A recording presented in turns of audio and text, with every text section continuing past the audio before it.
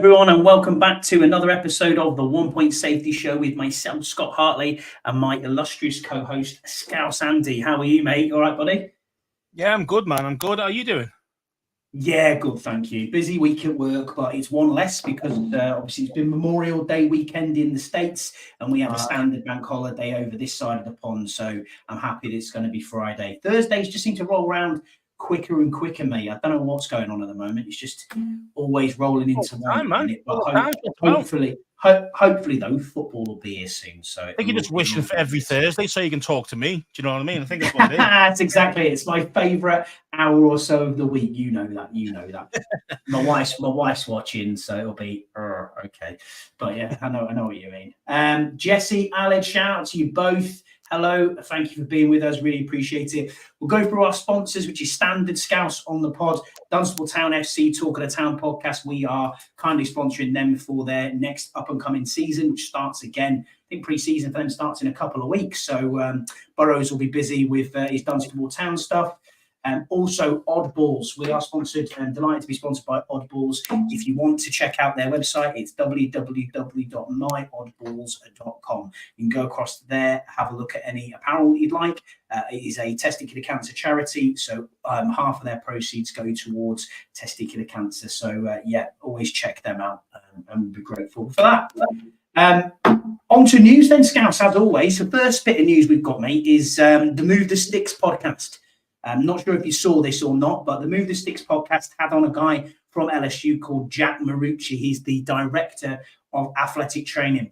He basically talked about Jaden Daniels' VR headset and that it's called to program. You can program it to read defensive plays. So you can move safeties around. You can show lots of different looks, lots of different ways of blitzing. And basically, the bit that I got out of it was only a clip of around about 2 minutes or so that was on Twitter. I think Daniel Jeremiah's Twitter's got it on. So if you go have a look at that and check that out, it will give you a bit of an insight onto what they're. The bit that got it for me was that you can mimic the away stadium. So you could go in and completely immerse yourself in the away stadium. Fan noises, sound and look. So you can program in, like say LSU were playing in Alabama. You can put in Alabama's Alabama Stadium, or you can put in Ohio State Stadium and say, right, that's what it's got. Now, this program has been picked up by the Commanders, and I know that they are programming it in to have the NFL standard as well. So what will be really interesting is to see how Jaden goes with this. Now, he was getting upwards of 250 extra reps a week, which is just incredible when you think about it that way. Also, the other bit that I got from it was there's no need for the traditional installs. And they were saying that the difference you start because there was an 80% increase in his accuracy against delivered plays. So the plays that were called, there was an 80% increase in accuracy. And obviously in training camps and in practice, when you're training, they didn't have to put these people in the position and say, right, you mimic your Micah Parsons. No, you can program that into the system to say, hey, this is what we're going to do. I mean, this program sounds Parsons coming at you. Unbelievable. I mean, the thing is, though, how come only Jaden Daniels is the only guy using this stuff? I mean, was it actually built for him, or was it like he just thought this looked amazing, or was it LSU just could afford it and nobody else could, or I don't know how. I think that's part of what LSU do. I mean, if you look at the way that college football look after their athletes at the moment, I mean, in all honesty, they're better tracked than they are when they get to the NFL, especially when you look at the way we've been going on these NFLPA surveys lately. I think LSU were the only ones who did this. So really interesting that they've used Oculus and gone directly to the supplier and said, what can you do for us? And they've developed this program. So, and I've heard already on John Kimes' podcast and on JP Finley's podcast that the Commanders have took this up. So I'm hoping they've got the full package and, this can give him, again, 250 upwards reps outside of practice. So it can only be a good thing, right? It can only be a good thing, mate. Definitely, it can only be a good thing. I mean, the more reps you can get, the better mentally prepared you're going to be. So, yeah, man, I mean, it sounds amazing, It's just a case of he's obviously used to using it from LSU days, and obviously had a really big uptake in production his last season compared to his other seasons. because and one of the big things is that he was using this program, so that might have been the biggest difference, you know. And so if that gives him the mental edge, or the, you know, even just the extra 1 or 2% that he needs, That's it. that what we're splitting is at this level. Do you know what I mean? So any extra edge is going to be beneficial for us. I mean, he's looking accurate in the throwing and things that I've seen on YouTube and on Commanders. But again, I know they're going to show the good bits, but he's still looking pretty accurate there as well. So I mean, I can't wait to see him in action and see what he can actually do in a game. Yeah, I agree with you. I mean, shout out to Brian, Deluxe, Alid, Ian, Jesse, Rod, you know, everybody who's in the chat. We really appreciate you being here. As always, it's the same names every week, and we cannot thank you enough for being on with us. We really, really appreciate it. We didn't think we were going to have that much to talk about this week, so we made it what we've called You've Got Mail, which is a mailbag episode, and it's going to be quite funny. I mean, a lot of these mailbag questions are quite hilarious. But yeah, there's a little bit more news. Commanders owner Marjorie Harris, who's Josh Harris's wife, talked about the name and said it sounds pretty good to her following a day in the community. And for now, it's the Commanders. Team president Jason Wright also talked to the press about it and said it's not something we're looking at right now. They're focused on building a championship level roster and having the guest experience be right both now and in the future, and being in the community. They were his 3 top priorities. Jesse put a question into us about this. Can we now put this to bed? You know, this whole name change thing, it's there again. It doesn't seem to be going away. I've seen a lot of social media tweets, people complaining about the name, about the brand. I mean, what are your thoughts on it, mate? Well, where are we going from here? Can we put it to bed? I don't think it'll ever be put to bed fully. I think there's always going to be, you know, 5-10% of the fan base that are going to continue no matter what, like years down the line. You know, we want to bring the name back, you know, because that's what we affiliate ourselves. They affiliate themselves with that team, that name, that brand, not this brand. And I get it, you know what I mean? I'm kind of one of them. I mean, I've obviously moved across, you know, I've got all this stuff and whatever, but it's you know, I'm always going to be on the side of bringing it back, but it'll never happen. And I'm a realist in that respect. It's never going to happen. And we just got to we have got to kind of move on. But there's no point in changing the name to something else unless it's back to the Redskins. Do you know what I mean? So there's no point in even thinking about another obvious, you know, name, like, oh, let's change to the Red Wolves now instead, or this or that, the other. That doesn't make any sense to anybody. You've got this brand now, so it's either go back to the original. Well, the original's the Braves, but let's just call it what it is, really, the Redskins, or stick with the Commanders, and that's how it's going to be. And as I say, I mean, Jesse's mentioned there, it's painfully obvious. The ownership don't want to change it. I just think a lot of times when you're looking at, you know, especially like him, Josh Harris, who is in his 50s, you know what I mean? Like he's also, he knows the Redskins stuff, he knows all that. And then you think, oh, well, he was a true Redskins fan. He grew up with the name, etc., etc., etc. So people are holding on to that hope, that 2% hope that's there to say, you might bring it back, you know. And I think that's the reason why it's still here, you know. But again, it's not going to be, it's unfortunately, it's not going to happen. So, you know. Is what it is. What about the feather Commanders? My wife says, yeah, I like the change to the badge. I thought that was on that T-shirt. Please don't spam me on Twitter. I don't want to buy the T-shirt, but you know, we'll see what the algorithm pushes out now. But honestly, I'm sick of seeing that T-shirt. But yeah, it is what it is. I agree with you. I think, in all honesty, Jesse's right. You're right. There's still going to be a hardcore 5 to 10% of this fan base who are never going to get over the fact that the name has changed. I don't particularly like the name, in all honesty. I don't, but we're just going to have to get on with it. Unfortunately, it's one of them things. There isn't anything that we can do. So it's yeah, only in the bedroom, Jesse says. We've got to move on.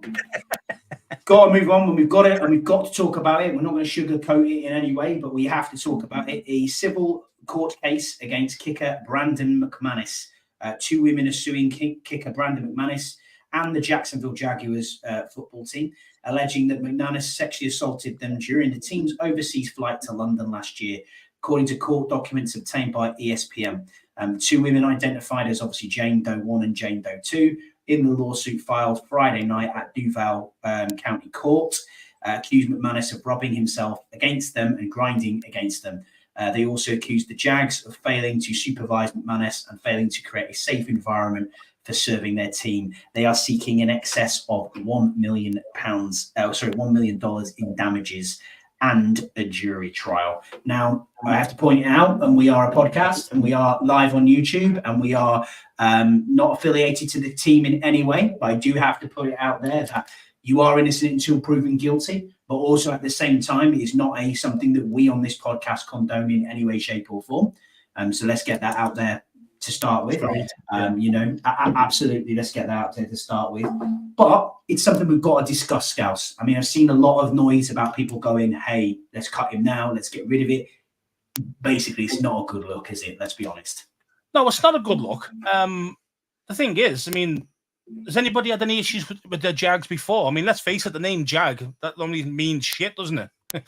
When you say a player's a Jag, or that means he's good. Yeah, it does. You know what I mean? So the Jags are obviously the whole shite. That's what I'm talking about. So obviously so when you're talking about the culture, because let's face it, there's got to be a culture issue there if they're allowing people like McManus to get bladdered on the plane and to rub himself up against those two ladies. That's what's been alleged. So, and obviously he's loved it and he stole money at them, pretending that they were strippers, etc., etc. But obviously, if you're bladdered or if you're absolutely drunk off your head, you don't know what the hell you're doing. Now, again, the thing is he out of order? Hell yeah. But again, he's got to be, as you mentioned before, it has to be innocent until proven guilty. And that's how that's what every law in the Western world, in the first world, is innocent until proven guilty. And then, if he's guilty, yeah, hell, cut him, fine him millions, whatever the hell it's going to be. But until then, he's still our kicker. Let's just see how it goes for now. But yeah, not a good look for us. We just got over all that shit as well. Do you know what I mean? No, it's just poor timing, isn't it, as well, in that respect? Really, and don't mean for us. And I mean, that might be the reason. I mean, maybe McManus was he cut from the Jags, or was he just that he had a one-year deal? Yeah, he was just not re-signed. Because if it was like if he had a contract and he got cut, it wasn't because he didn't play well, because he was actually pretty good last year for the Jags.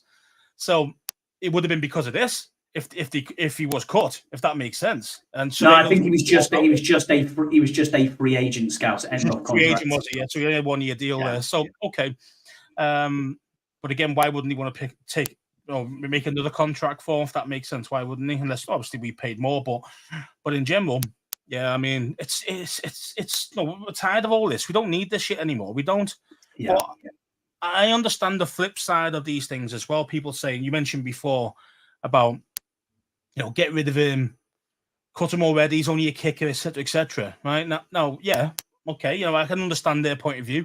We need to prove that we're hard on this, we're tough on all that type of shit. And if anything like that happens, anyone steps out of line, they're gone. Now, that I like that idea, but the thing is as well, I mean, I know you could say he's a kicker, you can get a kicker anywhere, but not many good kickers out there, to be honest, mate. There isn't. It's a tough one, isn't it? There isn't. They're already on teams. He puts points on the board like a quarterback does. I'm not saying he's a quarterback level, but you know what I'm trying to say. It's kind of like, it's important to have a good kicker, man, who's clutching, who can hit it 50 yards in the clutch scenarios. We don't even know Joey Sly, who misses 1-pointers all the time. I mean, we don't need that shit. We need someone who's decent. And there's not many kickers out there who are decent. I mean, if you go through most teams, you probably say maybe 10 are actually decent. That was 32 teams. Most of these guys having 3 or 4 kickers a season. So McManus is normally pretty solid. No, he can do solid for Denver for donkey's years. And yeah. So obviously look at the player side of things. Obviously, if he is innocent, he deserves to stay here and continue to play. Obviously, if it is been proven that he did all that, then he deserves to go and probably never play again. Absolutely. I mean, if it's proven, which is what we have to give him the benefit of the doubt, and obviously both sides have said that they, the allegations are upheld from the prosecution, from the people who've made the complaint, and obviously from the defence point of view, they've robustly said this didn't happen. Now, obviously, it is a civil law claim, which is different to obviously any charges against Brandon McManus from federal or criminal proceedings. So we have to put that into context as well, that this is, they were looking initially for an out-of-court settlement as well, which didn't happen. So I'm not trying to suggest in any way that it is not something that the team who have come out, as in the Commanders, have come out and strenuously denied everything and made themselves and said, we're aware of what's happened. The Jacksonville Jaguars have done exactly the same thing. Obviously, they try to close ranks like the NFL would do. And they're not standing for it, but they deserve their day in court, as does Brandon McManus. And we'll see what happens from there. That's all we can do as fans. And I'm not saying we need to support him. I'm not going either way with this. But as you said, if the fan can see, he's got to go. Yeah, exactly. He needs. If he is in the wrong and is proven, then he needs to go. Simple as that. Just like anybody else. The thing is, for me as well, I mean, obviously it's different, sexual harassment compared to, say, something what Jamin Davis did. But the thing is, though, Jamin Davis was actually probably more. Actually, I mean, people are going to hate me for this here, but I think that's more serious because 120 mile an hour in a bloody 30 zone, whatever it was he was doing. Okay, he never ran over anybody, but he could have killed someone. McManus wasn't going to kill one of them women. You see what I mean? So if you think about it that way, it's like, wait there a minute, it's completely different, and I get it. I definitely understand, but there was no, McManus wasn't going to kill one of them women. That wasn't happening. Don't get me wrong. If he's proven wrong, then he deserves everything that comes to him. But we still let Jamin Davis do what the hell he wants and still played last year. I think there's a hypocrisy here as well in the NFL as a whole. And it happens, it isn't just us. It's not. Well, man. Yeah, there's a lot of people who have abused, or if you're a bigger name, or if you're first rounder, or those type things. You tend to bend the rules a bit more for them guys. I don't get it. Also, there's an underlying problem here, and it boils down to one thing, doesn't it? Really, it's young men with money. You know what I mean? And that's not trying to make light of any situation that's happened. But a lot of the problems that you see throughout the NFL are down to the fact that they are very young men who are being paid a lot of money and have, little time on their hands other than doing what they're doing with on the field. But when they get to being off the field, they can act like dickheads sometimes. I mean, we see it over this side of the pond with soccer players or football players, as we call them over here. They're getting paid a lot of money every week. And they don't act the same. I mean, it depends on what way you see it. But yeah, we've got to give Brandon McManus his day in court. We also have to give these two ladies their day in court, and we'll find out what the answer is from there, and we'll take it from there. I think we'll move on from that. It sounds like the money. Yeah, I know. There is a little thread of that. Oh, you can read through, like you mentioned earlier with it. They wanted the settlement outside of court originally, so they wanted to keep it on the hush. So what's that saying here? You haven't really got the evidence to prove anything. They were just scared to ruin his reputation and hoping that to get the money that way early. But McManus went nothing wrong, and that's why we don't know. We don't know, do we? Exactly. Because no one was there. No one was there apart from, and that's the point. People who are on the plane. The people who are on the plane will know what happened, and that's it. Exactly. Last bit then, really, not news as such, but it's more of a bit of a sizzle, I suppose. Come on, fans. We've got to do better than this. Social media is a horrible, horrible, dark place. And I've seen it this week where we are getting bullshit being sounded out, tagging the team in, tagging Jason Wright in, and saying, I got an Ultra membership season ticket, which included OTAs practice, but you can't go. I can't go now because you're renovating it. And you're sending me an email saying, sorry about this, we can't go. We'll put something on in its stead. And you're kicking off on Twitter about it. The team owe you nothing. You pay your money, you take your chance. That's as simple as that. They're there to entertain you for a few hours every Sunday, and the only thing that's guaranteed in your season ticket is your ass sitting on a seat. That is it. Nothing else. They don't guarantee the result. They don't guarantee the performance on the field. Hell, they don't guarantee anything else. As long as all they guarantee is that you can sit in that seat every Sunday. Now, if you read the terms and conditions on these ultra membership season tickets, and Jesse, who's in the chat, you've been a season ticket holder. I am a season ticket holder, even though I'm this side of the pond. You don't get anything guaranteed. There's no OTAs practice, or you can go to Busch Gardens and we'll give you a voucher for this. Yeah, it's there. It is one of the perks. And I understand it from their point of view by saying, I signed up to this season ticket and paid this money to get this as an option. But dude, they're doing renovations. And the other thing that you've got to be wary of is a lot of people kicked off about this. In the email, it says, we will do something else for you. We will rearrange something. Doesn't say that they're not going to do anything for you. I mean, how do you not know that that's a meet and greet, a stadium tour with players at the other end?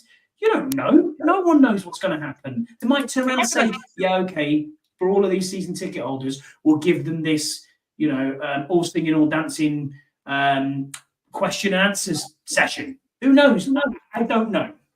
Yeah, I think you're right. I mean, don't get me wrong. Everybody's going to be disappointed if they expect to go to OTAs. You get what you pay for, even though it's classed as a perk and an extra, like you mentioned. But when you think you're paying this big money because they're not cheap season tickets, and you think, okay, I'm going to get OTAs as well, which is going to be cool. I'm looking forward to that. And then obviously you get this email. Obviously, of course, you're going to be disappointed. Anybody would be. But as I say, but the thing is, as you mentioned before, it's not guaranteed. It doesn't say anywhere in the contract that you're guaranteed those perks, just that they were offering those perks at that time. But things have changed, as you said. They're renovating the training facility. So not much you can do about that. It's not that they don't want you there, just that there's not enough capacity for people to be there, So, and then they say, okay, well, to make it up to you, we'll give you something a bit different. And as you mentioned, it's probably going to be something like that, like a Q&A with maybe 2 or 3 of the guys, or, and only you lot can be in the room. Do you know what I mean? Like really specific, exclusive stuff. And I think that'd be better than going to the OTAs anyway, to be honest. So, I mean, I wouldn't mean kicking off on Twitter is not the right way of going about it. And, and it's all, I hate when people do tag in like the big names. I know, yeah. Like, mate, they know the situation. They know that because they probably helped make that decision, unfortunately. So they already know about it. They don't need to be getting griefed all the time about it. Of course, they knew they were going to be upsetting some people. But there's no need to go at them on social media all the time. It's like, what are you going to gain from it? All you're going to gain is that they're going to look at your name and go, you're a dick, I don't like you. You know what I mean? So you're never going to get any kind of like nice rapport with a Jason Wright or whoever else that, you kind of mention on Twitter too, So it's, you only kind of burning your own bridges, really. So I know it's crazy. And then at the same time, you got the same names who are kicking off going, yeah, it's been like this is the way it's been for years, and people are kicking off, and it shows you how shit this brand is, and then they go into that side of it, and it's like, well, hold on a minute, it grew by 33% last year. We put new seats in. We've done $195 million worth of investment in the stadium itself. We know it's a shithole, but it's our shithole, and unfortunately, we're gonna have to get on with it. You know what I mean? And we're going to be there for the next 5 years, probably, if not more. So, you get a lump it, man. And I think about the brand. I mean, would they have said the same thing if we were the Redskins? Would they have said the same thing about the brand at that point? I don't think they would have. They just hate the name, so they're just matching it together with the unhappiness of what's happened recently about OTAs. I just think, like, man, come on. You know what Brian, I mean? I completely agree with you, mate. I completely agree. You're watching social media. Yeah, exactly. It makes it hard not to do that. You're right. That's it for the news, mate, really. First, I've got a bit of a point or an ask, really, of all the people in the chat. If you can share this podcast far and wide, please like, comment, and subscribe, as always. Trying to get to 100 subscribers if we can get to 100 subscribers by, I don't know what we're going to say, middle of June, might do something a bit more fun for the chat and the fans. 18 months weekly, and we can't get 100 subscribers, man. I mean, I know. How shit are we, bro? How shit are we? We're not doing it. But to be honest with you, if one person listens, I'm more than happy. Yeah, Mate. and that's the reason why I still do it. Because it's not about the numbers. It's just nice to have a nice little collective who turn up on the day with us. The Jesse, it's not your missus even joins in every week. Yeah, I know, mate. I know. It's crazy, it's all good isn't fun, it? man. It's all good fun. So that's why I do it. We'll move on to our mailbag fan questions then. So the first one in was from Scott G. He is at 20 dog or G dog. He asks, "What's your ideal weather forecast for week 2?" Bit out there. Just warm. Just warm. Not too hot. What would be warm in the States in Fahrenheit? I don't know. Normally I'd say about 15 degrees Celsius for us. I'd say that's nice and just warmish. 15. Yeah, so wherever that is in Fahrenheit, what's that? I will do that now. 60, maybe 60, something like that. 60, 65. That'd be nice. No wind, no rain. It is exactly 60. It's 60, yeah. So about 60, no wind, no rain, it'd just be nice, man. And I think, that's what I want. And also as well, it's normally a lot hotter there at that time, the first start of the season. Yeah. September, it's really warm, and it pisses down, then goes away quickly. So it's, man, I would like it grey, so overcast.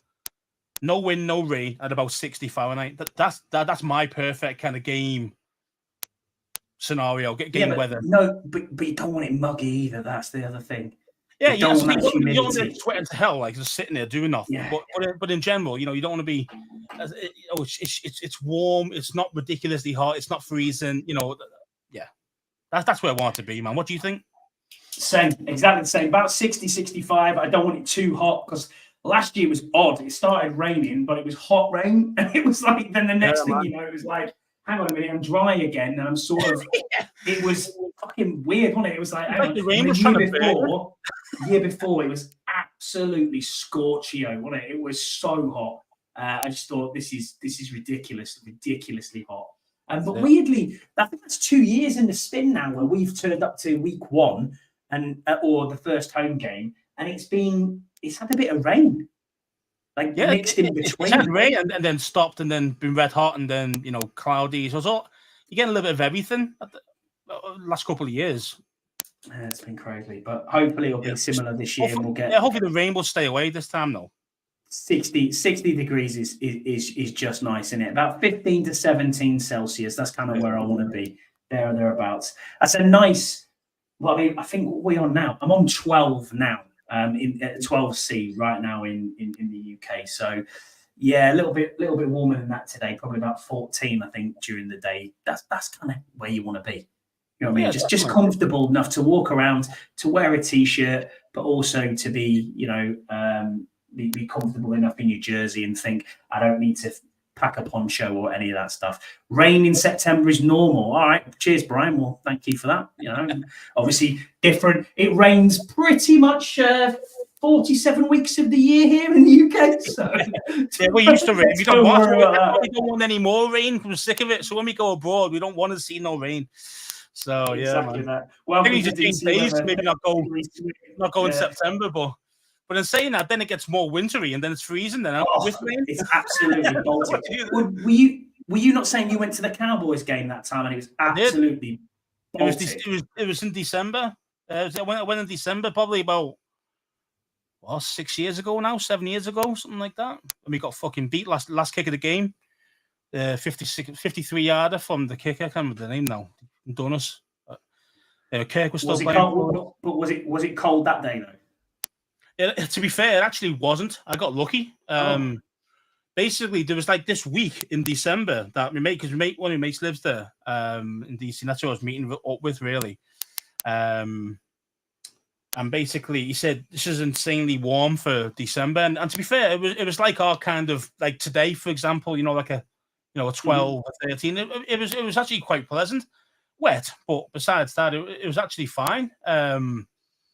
So a bit weird, but he says, and the next week it'd be -5, and it was. It really was. So I got lucky, really. But everyone says December or January, watching the game's nightmare, freezing. But I've been lucky, really. Next question then is from Andy Burrows at Washington UK fan. He is host of The Bunker, really good friend of ours as well. We're looking forward to seeing you in week 2, mate.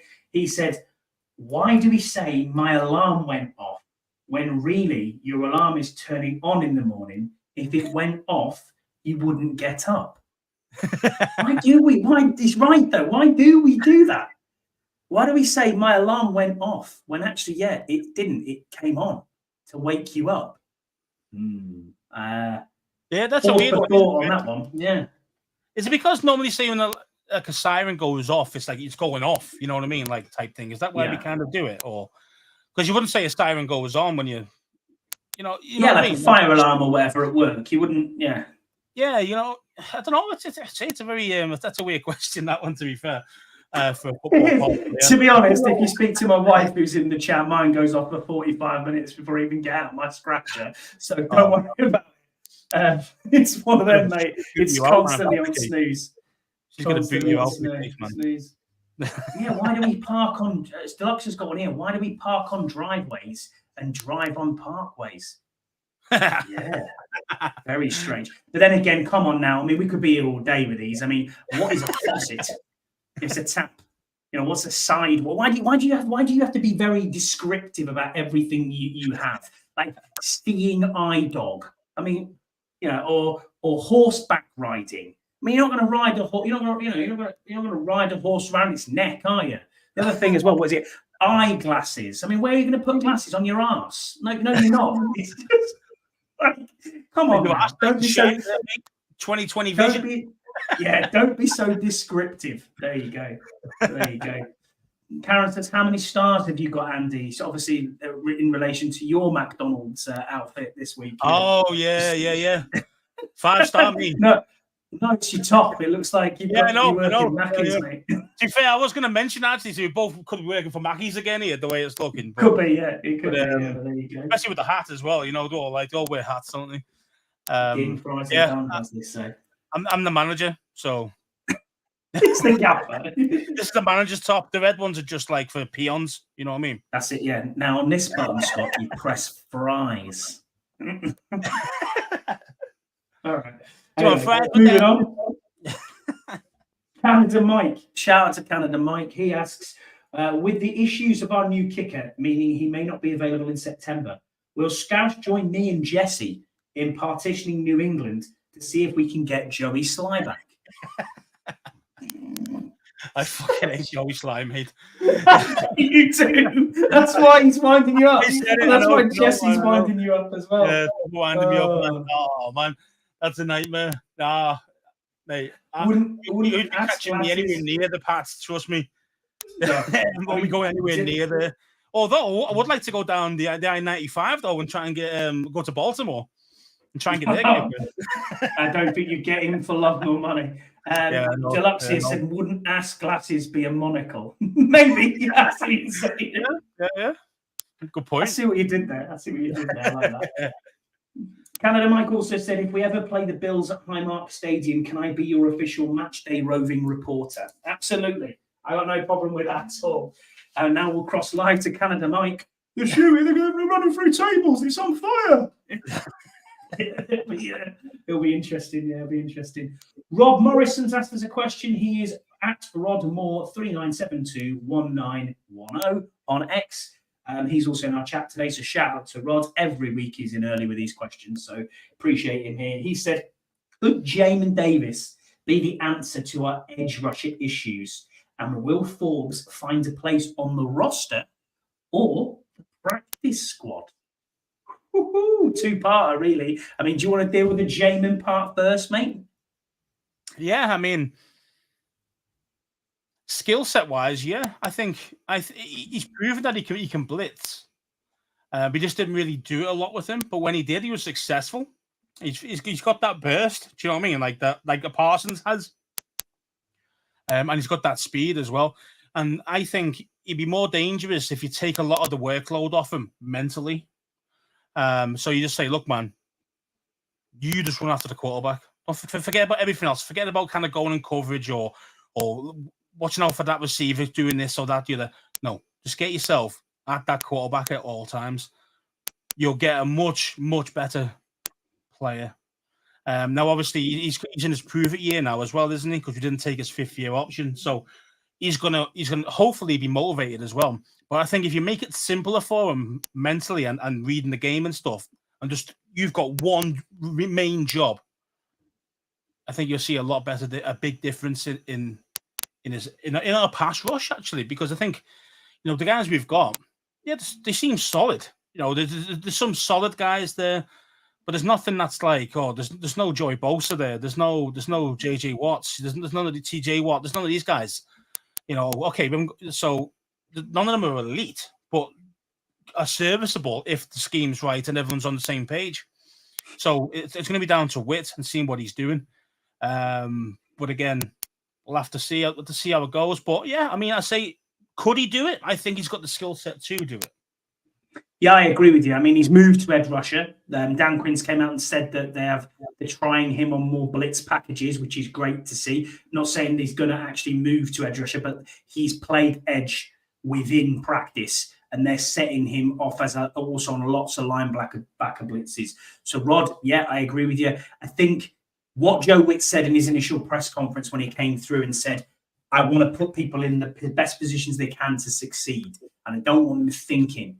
I think when Jamin Davis is in that position, I think he can be an athlete. If anything, if you look at Jamin Davis, he probably has the highest upside and raw athleticism on this team as a whole. He's so quick and so powerful, and he's built like an absolute tank. If you can get him back to anything like he was during his Kentucky days, then yeah, we're on to an absolute winner.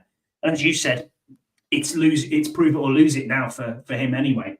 And getting onto the Emmanuel Forbes side of it, Emmanuel Forbes. I mean, a lot of this has been made because I don't know if you saw the Emmanuel Forbes training camp. He's with one of the guys from the training camp who is actually bigger than he was. I mean, in all seriousness, dude. What's this? Emmanuel Forbes' leg. It was the bit where he came in for training, and if you haven't seen it, go back and look at the Commanders.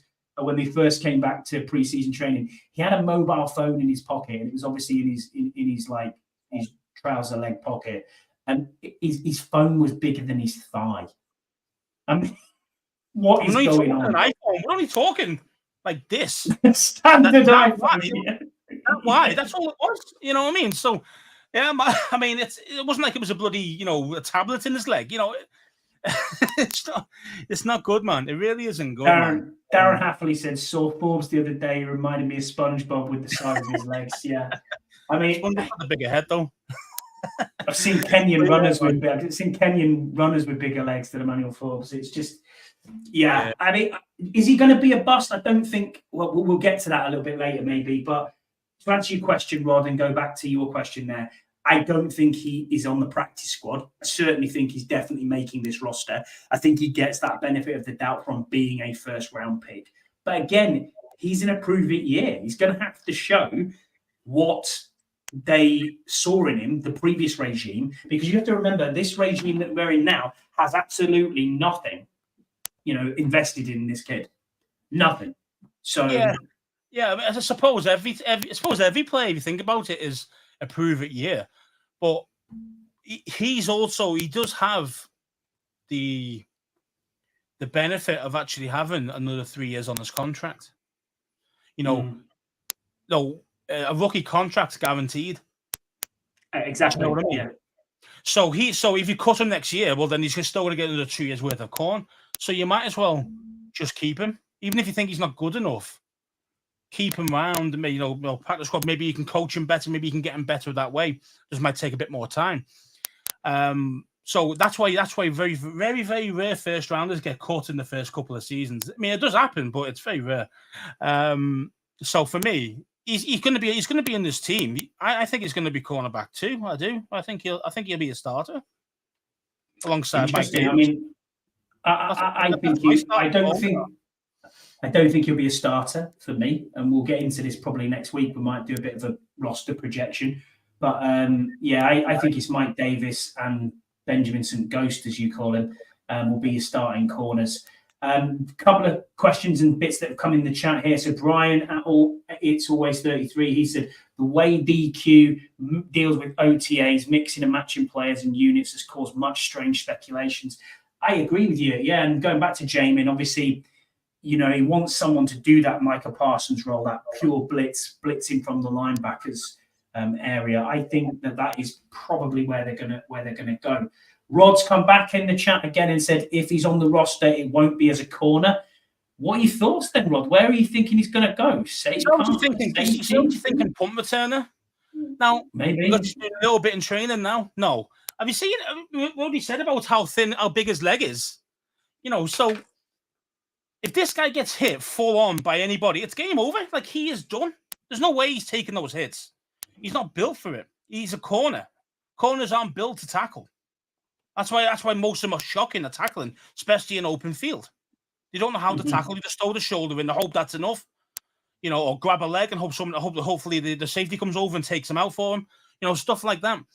Corners can't. Most of them can't tackle for shit. It's just proven. So there's no way in hell that you're going to put him in at a punt return game and go, "Go ahead, mate." This guy isn't Darrell Green. You know what I mean? This guy isn't Darrell Green. Nowhere near built like a twin. Darrell Green's better than him now at 64. Do you know what I mean? Like, let's face it. So that's. I mean, I'm not in for it at all. A punt returner for him at all. He grabbed the kickoff stand. Shout out to Deuce, who's in the chat. Red Zone in the lab. The ball gets kicked when it's windy. He can do that. If you haven't subscribed to Deuce's podcast, Red Zone in the Lab, go and follow him on social media, on X, and also subscribe to his chat. You're right. You're right, Deluxe. Dion and Dow were both first rounders and both return punts on occasion. Yeah, you're right. True. When you look at that big spark, I get it. But the thing is, Forbes is nowhere near those two guys.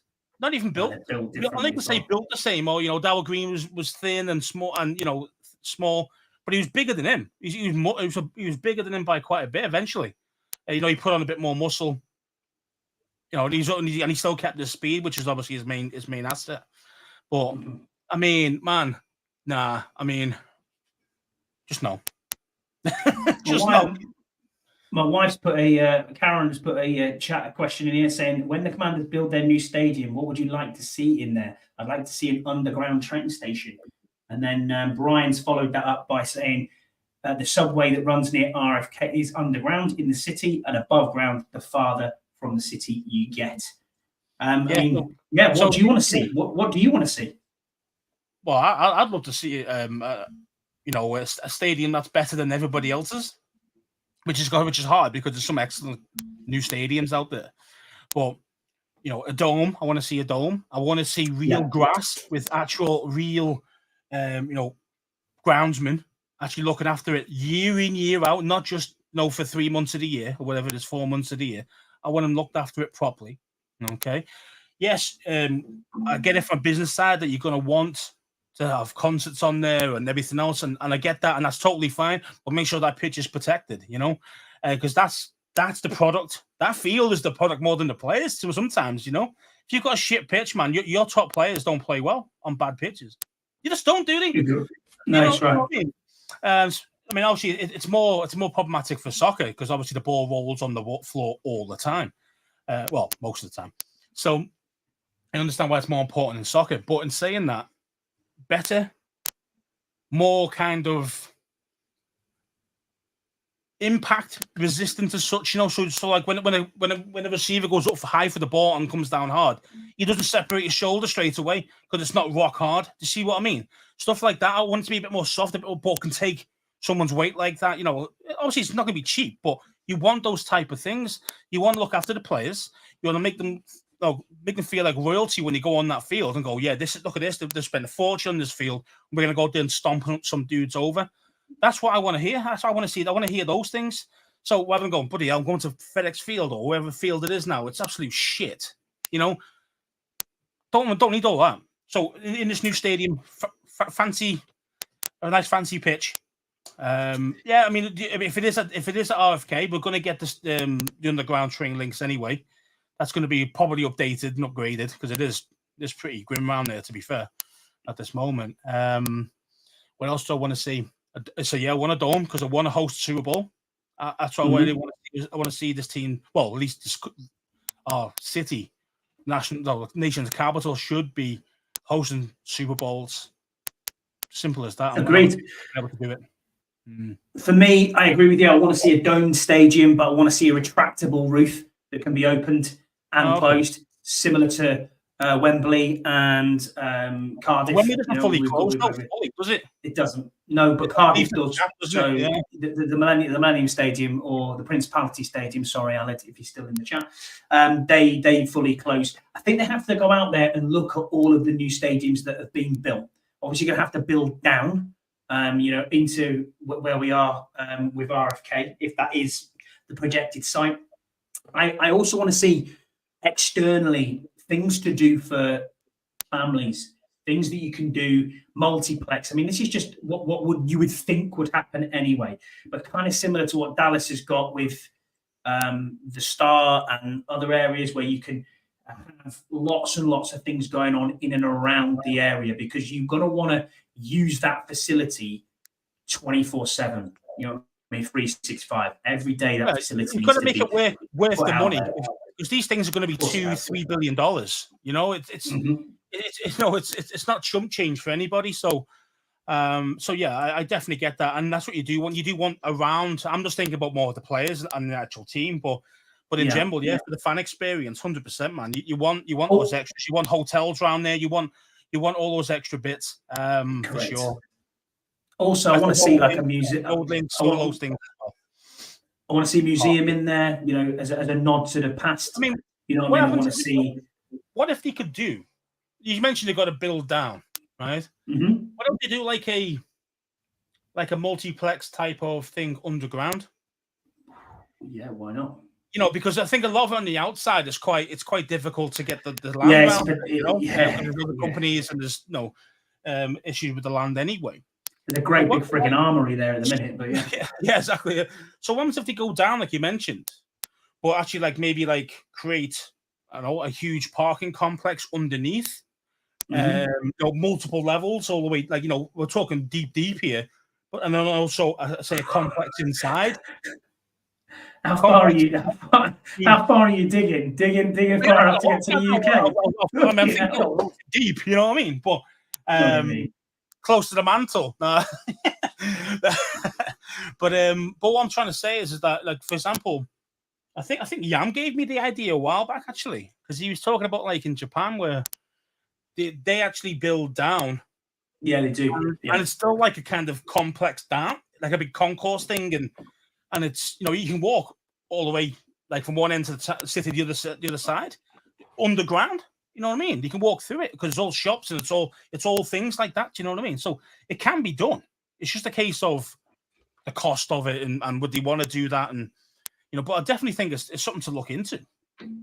I also want to see big thing for me is, and they have adopted it in a lot of the soccer stadiums over here, is I want to see a silent area that is almost for not for autism, but for people who you have when you have kids. And then when you have people who have sensory issues that can't necessarily listen to the stadium when it gets too loud, I want them to be able to be in an area where it's sectioned off for them, where it's safe for them to be, and they've got the option to put headphones on and see what they can see. Another thing that I saw Real Madrid have done, and Bayern Munich have also done, which is amazing, is they have a ref mic, if you like. It's free as part of your ticket, and you put in an earpiece, or you can tune it into an app, and you literally get all the calls within your head, because you can't always hear what's going on when you're in that live experience. I mean, no one wants to obviously just put headphones in and be like, oh yeah, I'm not watching the game. But sometimes you just want to listen to the ref to find out exactly what that call was that was on the field.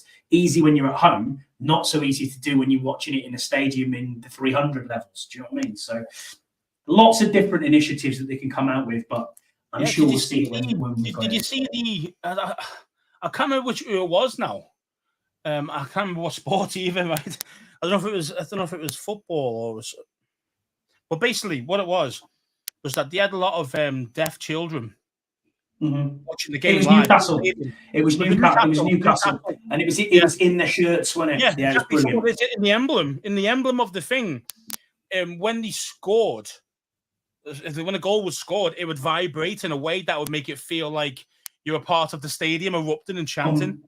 And I think Unbelievable, wasn't it? I thought that's an amazing idea. You know, for the deaf guys to come over and watch the game and actually feel being there. You know, you can hear it, you can feel it. You know, I think that'd be what was amazing afterwards was the fact that it was Dan Burn who scored for Newcastle. I only know this because half my family are Newcastle fans.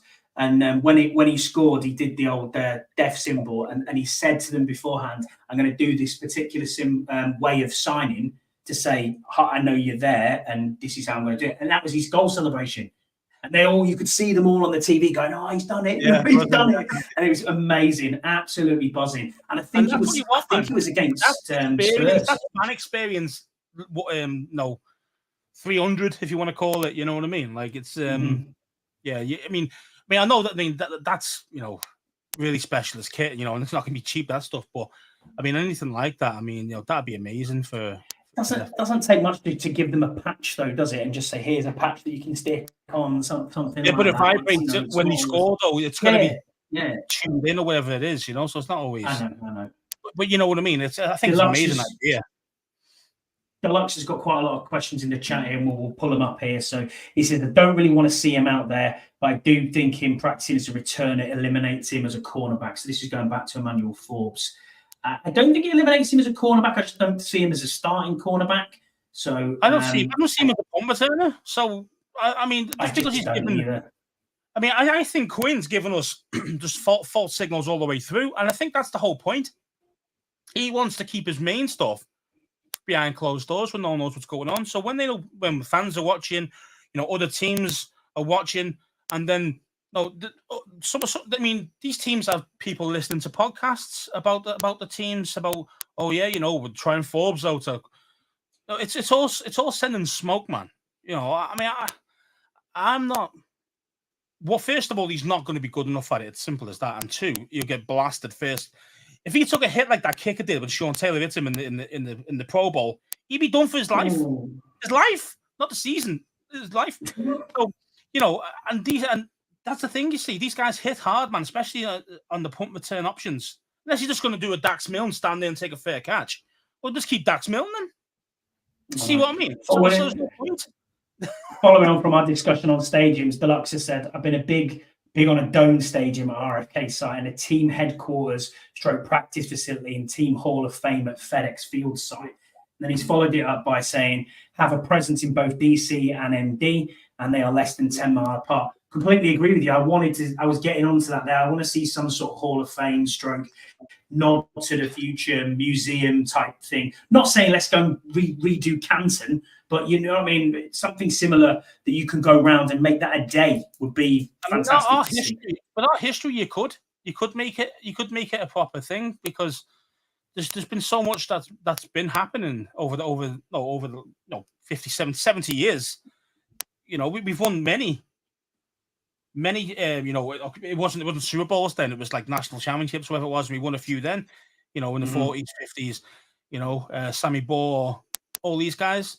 So there's definitely a lot of history there that we can come up with, and actually and you can make it like a true Hall of Fame. Obviously, we've got the Ring of Fame as well, the top 80th Redskins and all the rest of it. You've got all these different titles for these guys. I mean, we've got a lot of dudes, man, that you could make videos about. You can have a tour system, where you can see the national championship medal, because obviously I don't think it was rings then. I think it was like medals or whatever. All those types of history. People want to see that, So I don't see a reason why they couldn't do something like that. Arch Deluxe, who is in our chat right now, he has sent us a question in. Thank you for your question, as always. He said, "What's your ideal hat? Bucket, flat bill, curved bill, snap, Velcro, buckle, flex fit, or fitted? Is it forwards? Is it backwards? Is it another type of hat? Curved bill with Velcro is for him. He seems to be in between sizes for flex or fitted for him." So what's your go-to? I've got a fat head. I need to go for the snap. You know what I mean? So Snap back because of your head. Yeah. So anyone that fits me properly. So and obviously forwards as well. So yeah, that's me. Forwards. That's my favorite. To be honest, the only time I wear a hat, I never wear caps. I'm not into it at all. I wear a beanie in the winter when it's absolutely Baltic. If I'm going out on holiday or something, I will wear a standard curved hat that I'm not too bothered about at all. It's not a style thing for me in any way, shape, or form. And I think that's down to wearing a beret through military service for 13 years solid.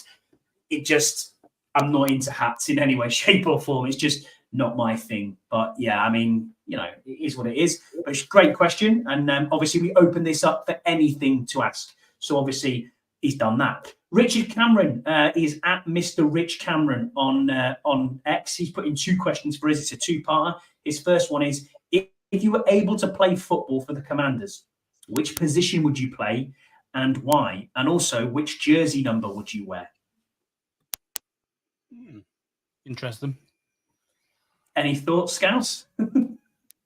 Well, I've got to think about my build. So I know where you're going here. So you're going offensive line. I'm not going to be going wide receiver that way, am I? Hey, you know what I mean? I'm not going to be going corner. Imagine putting me a corner. Man. Mark the time. Mark the time down. This is a classic YouTube short. 56 minutes, classic YouTube short. We're getting that out there. Yeah, man. So me, I've got to be with the big uglies up front, man. But that's where I used to play. Centre? Centre, because I'm a bit shorter, so probably centre. Or to be fair, what I'd really like to do, I'd like to play right tackle. Actually, that's what I'd like to play. But I'm too short for that, mate. I'm too short, so I'll probably have to go in at centre. You see, me, you, and Rod there would make a. He's saying I played hook, so somewhat in the trenches for me too. That's all 3 of us, mate. We all did the same. I mean, you can go loose head, Scouse. I'll go tight heads, and we'll stick Rod in as hooker, and we'll have a great front row. It'll be fantastic. So no issues at all on that way. Nothing wrong with the dark arts of front row rugby. If you have absolutely no idea for our cousins across the pond on what we're talking about now, go and watch Rugby Scrummaging on YouTube, and you'll see what we're talking about. For me, where would I play if I could play for the Commanders? I'd probably be a kicker, to be fair. I'm absolutely shit. I've got no idea of what I'm doing. I've got no idea what I do, but I'm not too bad under pressure. I think I could kick. I think I'd be okay. I don't know if I could kick far, but I think I'd do okay. Probably as good as Joey Sly. Not at all.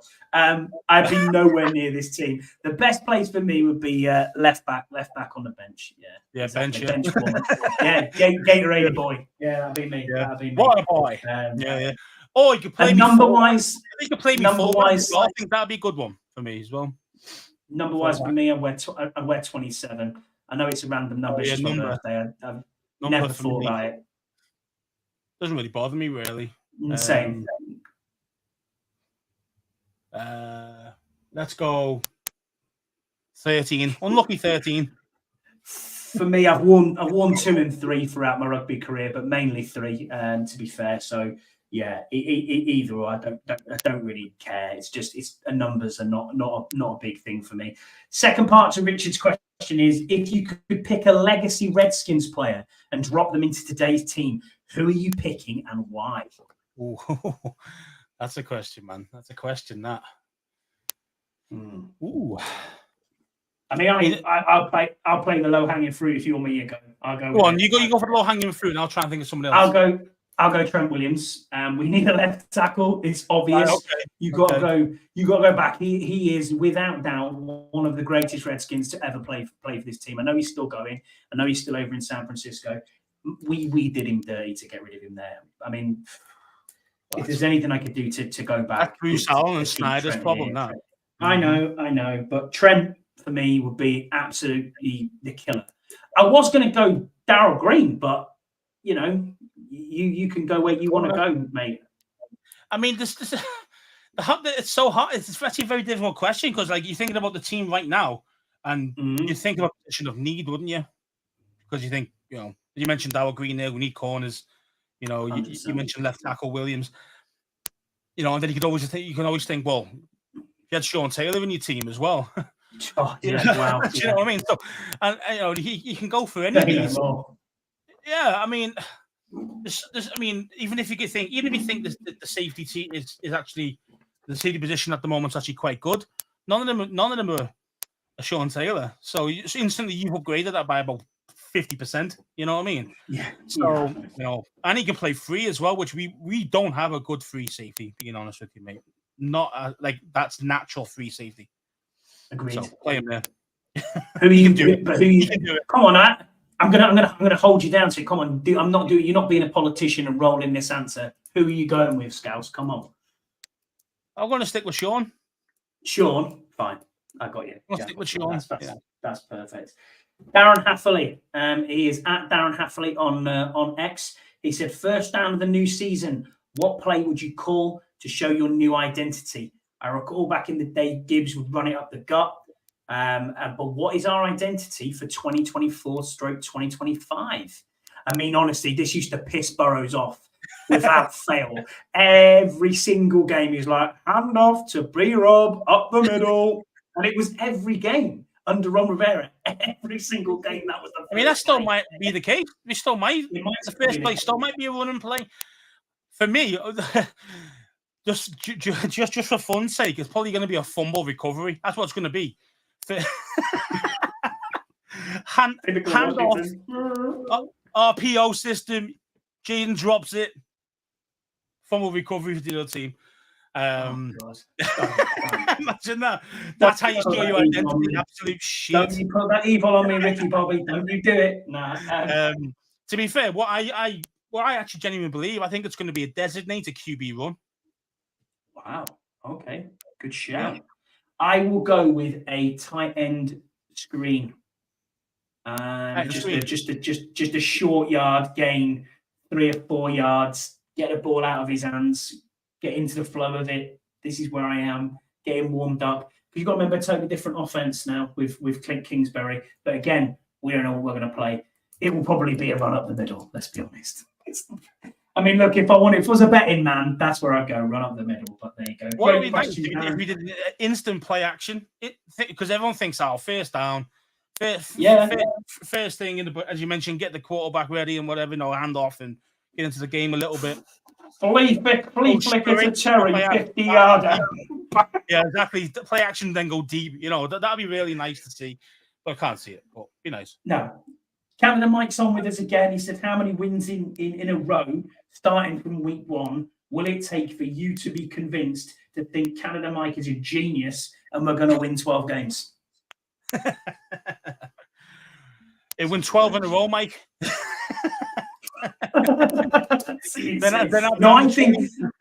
I think if we get to 3 wins and it's consecutive wins and we beat the Bengals, I would then start to think, there's something here. We could win 12 games now. Because conceivably, I can get to 9 wins. I can get to 8.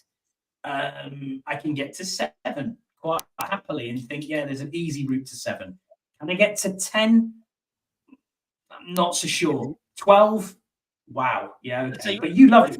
You were saying we're winning 13 games last year, Canada Mike. So, you know what I mean? Just keep that optimism going. Whatever juice you're drinking or whatever your choice of thing you're smoking, I'll have some of that. So, that is positive. Positive. Is it legal in Canada? It is, isn't it? I don't know. Is it? I think it is, sure. Yeah. My wife's got a question again. My wife's got a question here. She says, do you believe in the Washington curse? What's that? But what the curse about people getting cropped, quarterbacks getting cropped especially, and ACLs, the field. Do you believe in that? Or is it just a bit of coincidence? I think it's a bit of coincidence, really. I mean, it's just that part of the field isn't level. That's the problem.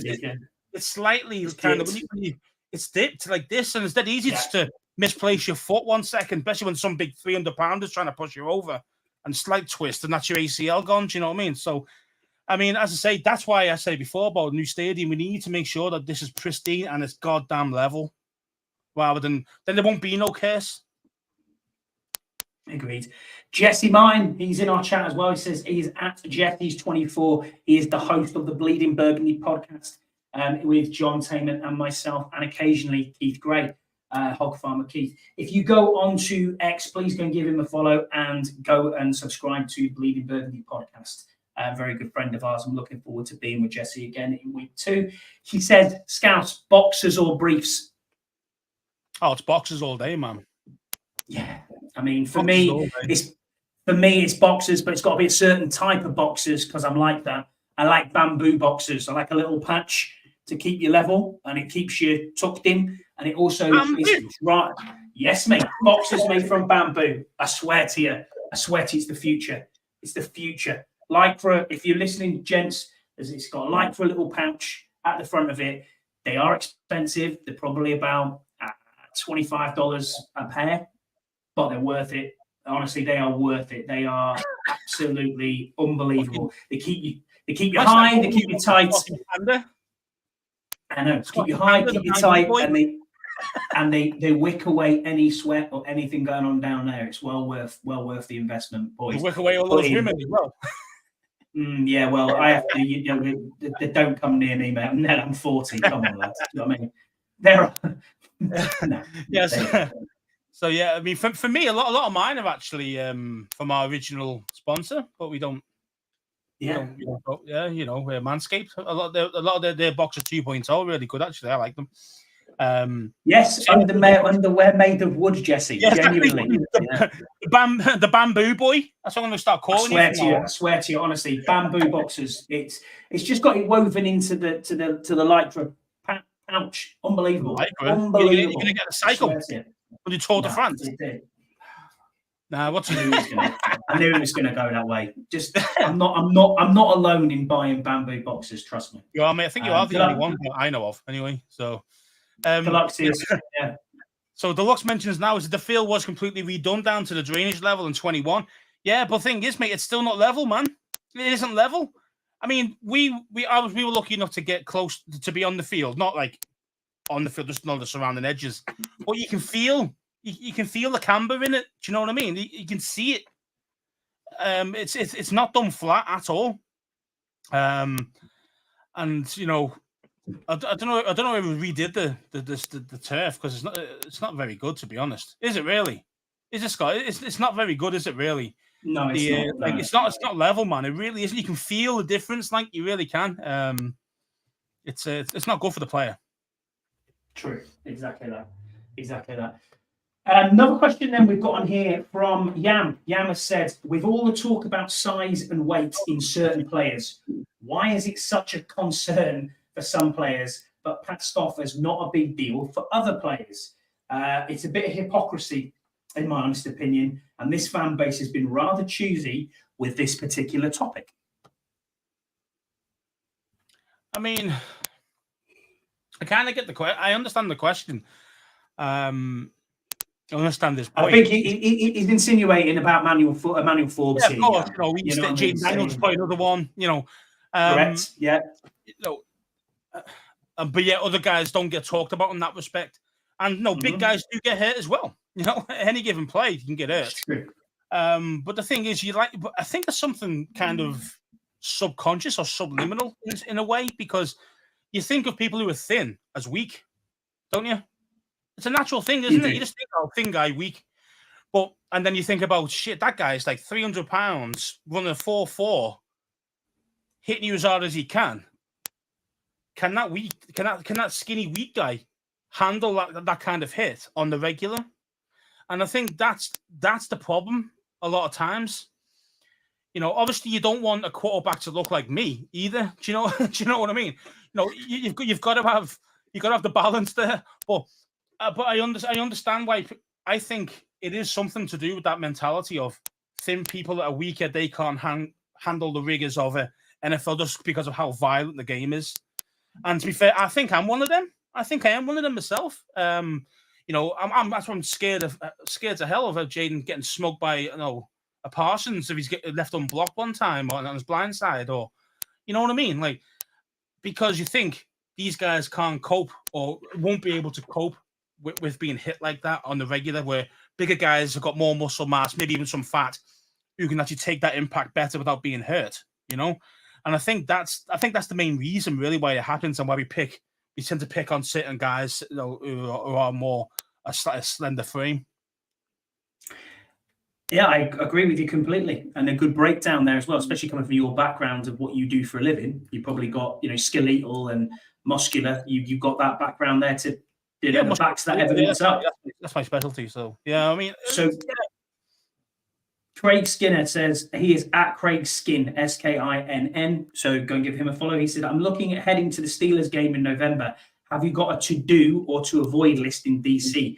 I'm sure you mentioned before you swapped accommodation, as the area you were going to stay in was not great. Any help appreciated.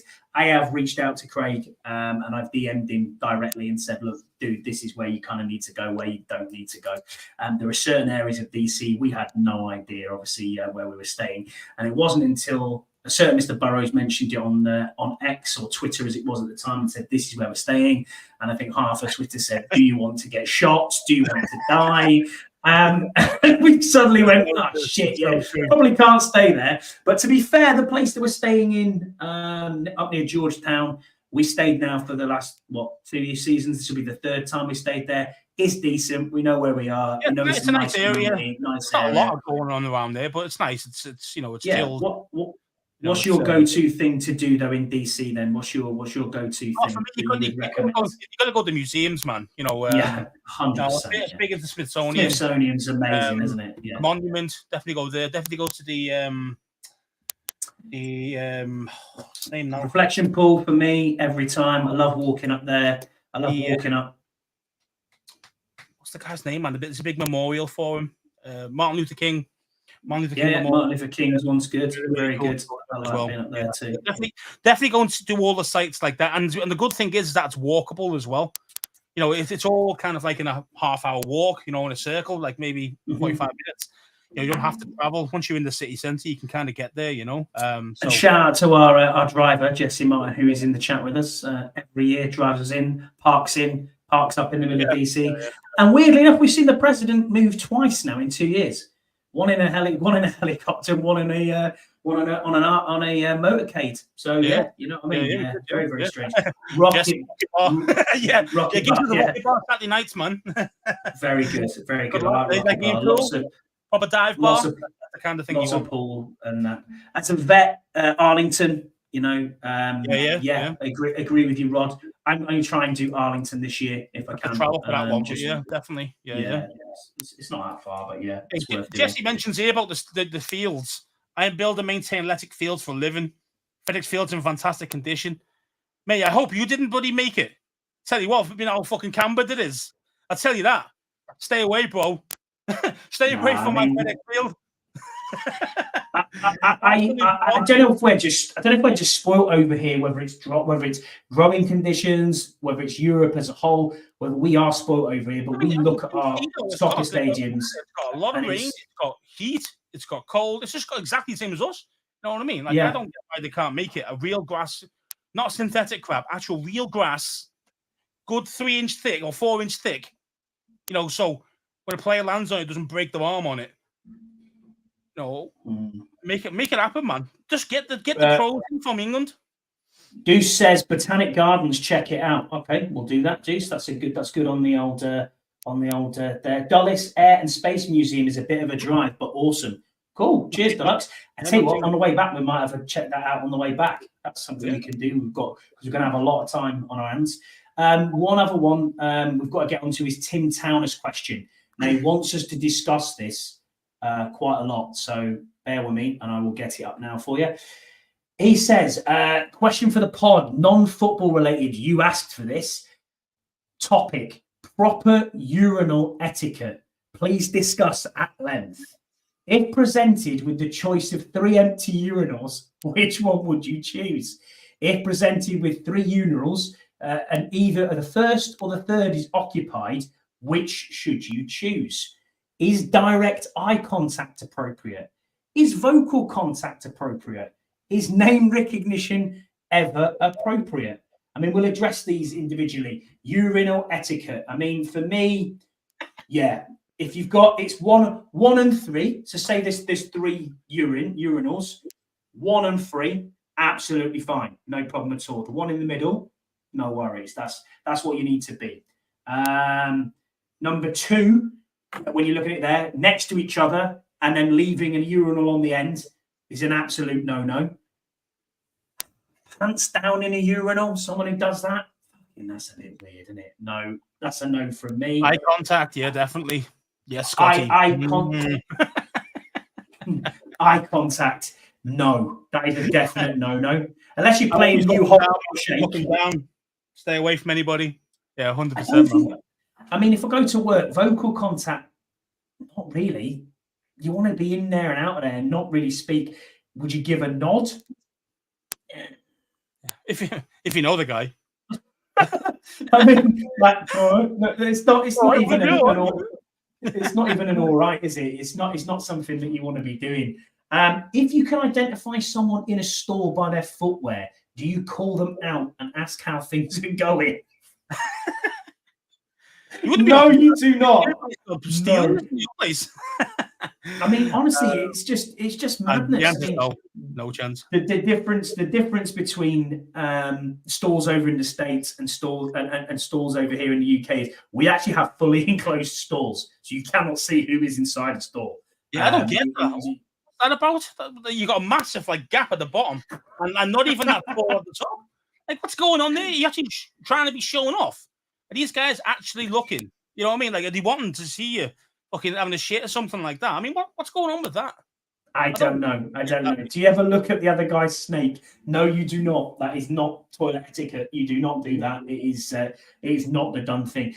If seated in a stall and someone hurriedly enters an adjacent stall and just destroys it, do you immediately call for a courtesy flush? I mean, in all seriousness, no, you just let it go and just sit there quietly and politely and move on. Yeah, just get outside. Man, it's going to reek, so get the hell out, man. Oh, honestly, just that whole noise etiquette is just, not good. Is singing, yeah, you're not wrong. Is singing, humming, or whistling ever appropriate? No, I don't think so either. I think you just got to be quiet, get in, do your business, get out, wash your hands, dry your hands, and disappear. Simple as that. Scott said to drop his knees. You're not wrong. He's probably trying to find the glory hole. Shut up. Oh, Jesus. Yeah, you know he is. Yeah, the last part of Tim's question, he says, is shaking hands either in a restroom or with anyone after just leaving the restroom ever appropriate? Simple answer is no. It is not appropriate to do that at any shape or form. No high fives, nothing. But we've lived in COVID era here. Wash your bloody hands and move on. Yeah, you're not wrong. Disgusting. But yeah. Oh no, God. I don't even like.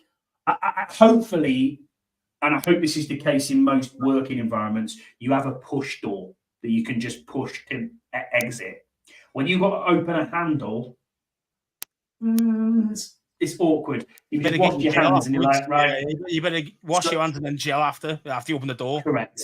Yeah, absolutely. Absolutely grim.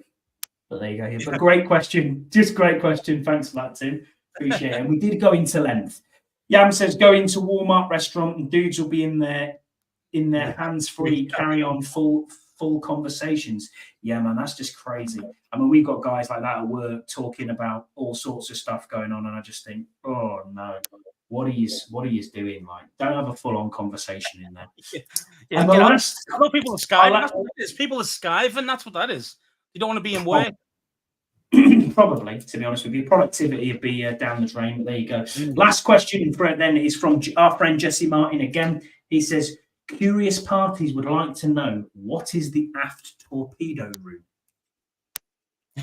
Now, if you don't know what that is, basically, John Tayman at his work has a meeting room called the aft torpedo room.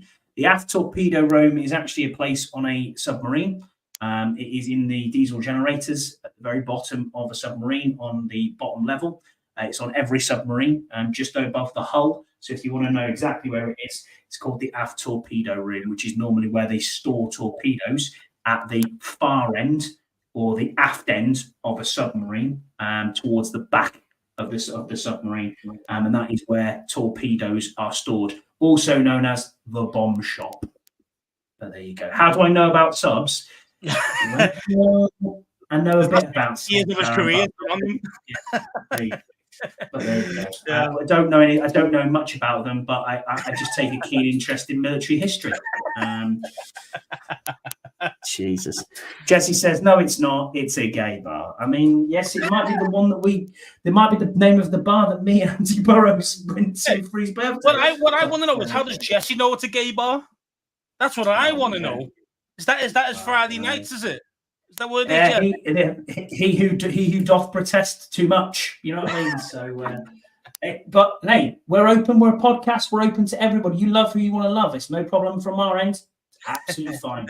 So yeah, you do what you do. You. Well, Scouts, this has been an excellent podcast. Don't stop at rest areas for bathroom on Route 95 when in town. When you want store privacy, doors are 4 foot tall. Wow, Deluxe, that is crazy. That is crazy. But yeah, no, thank you, Scouts, for this week. We appreciate everybody in the chat: Karen, Deluxe, Jesse, Darren, Yam, who's just got on. We've had Rod in the chat. We've had loads of people. Ian was in the chat earlier on. Deluxe in the chat. Red Zone in the lab. Shout out to Deuce in the chat. We've also had Brian. He's always with us as well. They always get a shout out on this pod. Alid was in the chat as well. So yeah, thank you for being with us. Honestly, really appreciate it. Couldn't do it without you guys. The chat is what we're about now. We love it. If you're listening to the podcast, obviously, thank you for being a loyal subscriber and downloading it. If you can and you're on YouTube, please follow, like, and subscribe this. But yeah, we really appreciate you. We'll be on the same time next week. We'll try and hopefully have a few more things to go through next week, because there's not been a huge amount of news. But yeah, apart from that, that'd be great. If you can, please share this far and wide. I'm trying to get to 100 subs, as I said before. And if we do get to 100 subs before the middle of June, we'll do something amazing for our chat. So if you can push this, we'd really appreciate it. But yeah, that about does it, Scouts. Anything more from you, mate? No, man. Just I'm just writing this down for Jesse for when we're over there. You know what I mean? DuPont Circle or U Street near the Navy Yard for all your. Okay, yeah, I didn't read that last bit, and I'm not going to read that out on the pod. Yeah. So good. Okay. So yeah, so I'm writing that down for Jesse. Make a note. Well, thanks everyone, and thanks for being with us. That'll do us for the pod. All right, we'll see you again next week. Cheers, everybody. Bye.